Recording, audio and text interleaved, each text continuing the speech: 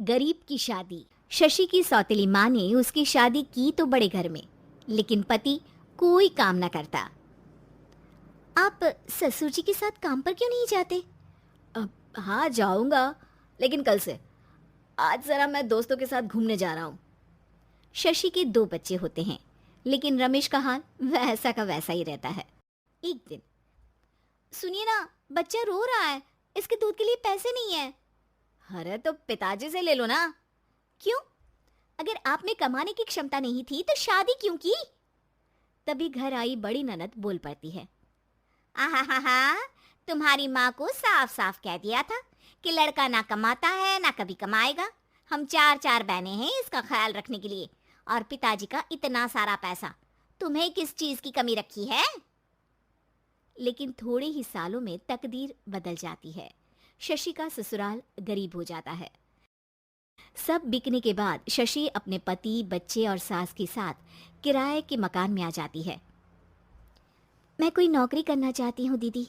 अरे इतने बड़े घर की बहू थी शशि, तुम नौकरी करोगी? नहीं नहीं नहीं नहीं। नहीं करूंगी तो घर कैसे चलेगा? बच्चों को भी तो पालना है ना। तभी शशि का भाई आ जाता है।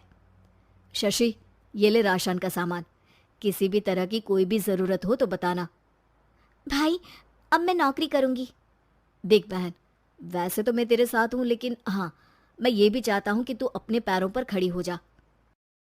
शशि को एक प्ले स्कूल में छोटे बच्चों को संभालने की नौकरी मिल जाती है। एक दिन, शशि, मेरे स्कूल को अब तुम संभाल लो, मैं कुछ दिनों के लिए अपने बेटे के पास जा रही हूँ। लेकिन प्ले स्कूल अकेले मैंने कभी नहीं संभाला है। अब ये सब मैं नहीं जानती, इतने महीनों में तूने जो देखा बस पूरे आत्मविश्वास के साथ उसे करना।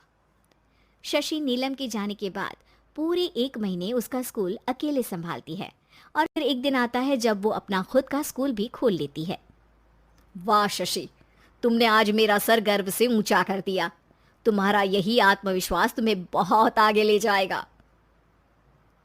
नीलम, बहुत आगे जाने की चाह नहीं है, बस ये छोटा सा स्कूल मेरे बच्चों की अच्छी शिक्षा में मेरी मदद करे, यही मैं चाहती हूँ। शशि थोड़े थोड़े पैसों से ही अपना परिवार पाल रही थी।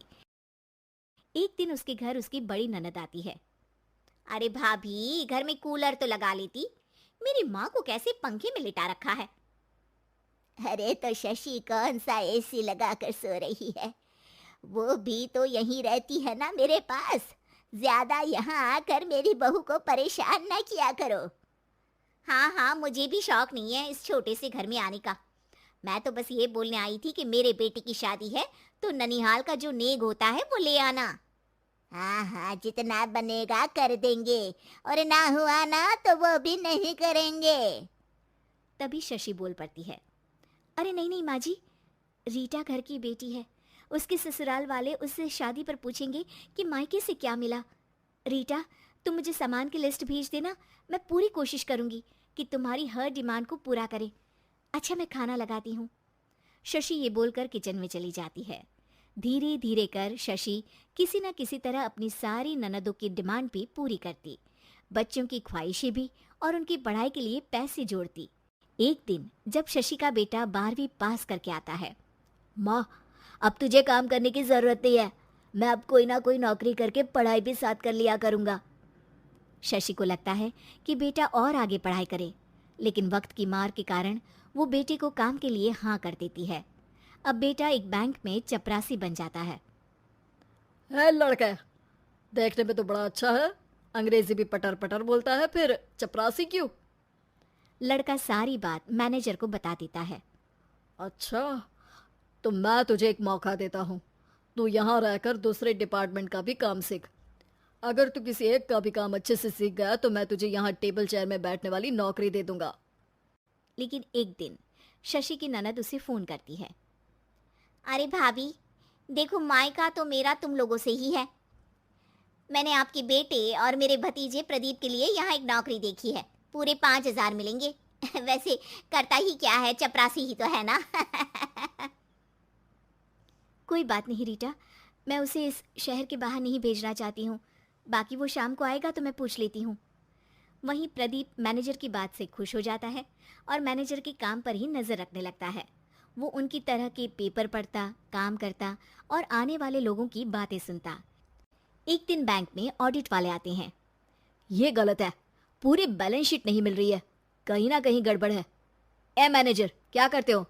बैंक के पैसों का हिसाब सही नहीं है। मैनेजर के पसीने छूट जाते हैं। तभी प्रदीप वहां जाता है। अब क्या मैं ये बैलेंस शीट देख सकता हूँ? अरे बेटा मजाक नहीं, जाओ पानी लेकर आओ एक गिलास। प्रदीप मैनेजर को पानी लाकर देता है और फिर ऑडिटर से कहता है, देखिए सर, मैं आपको बता सकता हूँ कि कैसे बैलेंस शीट को आप लोग गलत तरीके से जोड़ रहे हैं। ऐसा बोलकर प्रदीप एक एक कर सारे डाउट क्लियर कर देता है। अरे हाँ, ये तो पॉइंट हमने देखे ही नहीं थे। गुड, कौन है ये बच्चा? तभी मैनेजर बोल पड़ता है, अब हमारे यहाँ अकाउंट में नया आया है।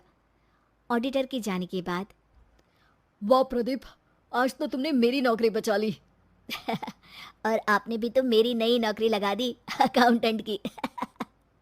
बस फिर क्या था, प्रदीप ने एक बार जो सफलता की सीढ़ी चढ़ी, बस चढ़ता ही चला जाता है। फिर एक दिन शशि की ननद, अरे भाभी कैसी हो? घर को तो बड़ा ही सुंदर चमका रखा है। अरे बेटी, कैसे आना हुआ? तू तो इस छोटे से घर में आना भी नहीं चाहती थी, कोई खास काम है क्या? अब हाँ, वो माँ, मेरा जो मजला बेटा है ना, वो अकाउंट से पढ़ाई कर रहा है, तो प्रदीप से बोलकर उसकी भी कहीं अच्छी नौकरी लगा दो ना। सास और शशि समझ जाते हैं कि कैसे पैसे आते ही लोगों के बात करने के तरीके से लेकर रिश्ते निभाने तक में बदलाव आ जाता है।